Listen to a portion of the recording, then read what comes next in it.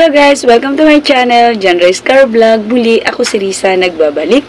At ang topic natin ngayon ay kung magkano ang bill sa public hospital CS Delivery 2023. Pero guys, kung bago ka pa lang sa channel ko, don't forget to like, share, comments, and subscribe. Pakiclick na rin ang bell, then select all para updated kayo sa latest video na i-upload ko.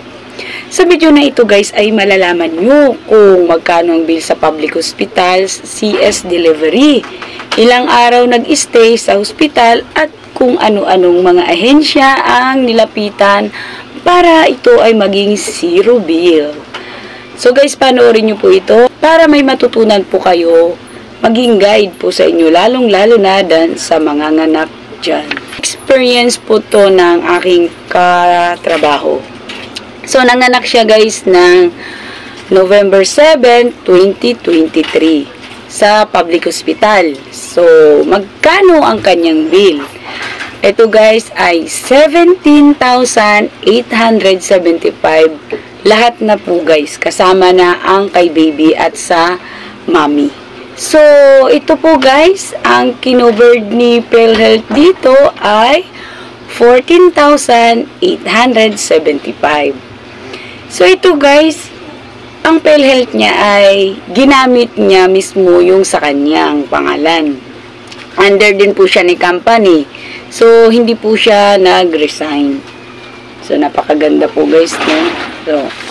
So 17,875 ang bill niya. Ang kinover naman ni PhilHealth ay 14,875. So, may natira pa po ito na 3,000. So, ito guys ay inilapit naman nila sa SWA at Malasakit Center. Kaya naging zero bill na po siya.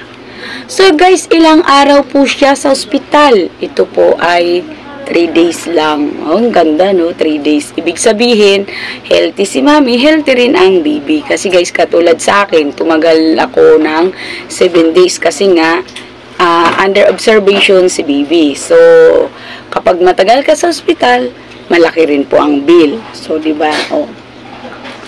Napakaganda po ito, guys, no? Malibre ka. So, guys, lagi po nating tatandaan na wala pong libre sa ngayon. Pero, meron po tayong malalapitan na mga ahensya. Yun nga lang po, talagang tiyagaan, no? Dahil may mga requirements po yan at interview. Kung gusto nyo naman malaman paano lumapit sa Malasakit Center, panoorin nyo lamang po ang video ko, search nyo lamang po sa YouTube, paano lumapit sa Malasakit Center, John Reyes Car Vlog. So, kung sa SWA naman po, kayo lalapit, nasa hospital din po ito. Social Work Agency, same lang din po ng mga DSWD. So, ito guys ay may interview din po ito, no? Yang katulad niyan, may mga indigency na galing sa barangay. So, hindi po ganun kadali ang lumapit sa mga ahensya. Matyaga lamang ay talaga masisero bill tayo at dapat meron talagang alam paano lumakad, no? Kaya dapat guys, ito talaga based on my experience kasi dapat yung bantay natin like sa mga nanak, cesarean. Hindi naman po tayo ang makakalakad dahil nakatahi pa po tayo. So, dapat ang bantay natin, asawa natin, kamag-anak natin, o dapat sino man nakakilala natin, dapat po may alam talaga kung paano lumakad sa mga Malasakit Center, kung paano lumakad sa SWA, kasi po kung sila po ay hindi nila alam yun at nahihiya sila, so hindi po talaga tayo ma-free, hindi tayo masisiro bill, kasi nga marami na rin po talaga kaming na-experience na ganyan na may alam po talaga ang isa, bantay. So siya po ang magiging runner natin eh. So guys, sana may natutunan kayo sa video na ito. Don't forget to like, share, comments, and subscribe. Pa-click na rin ang bell, then select all para updated kayo sa latest video na i-upload ko. Hanggang sa muli. Bye-bye!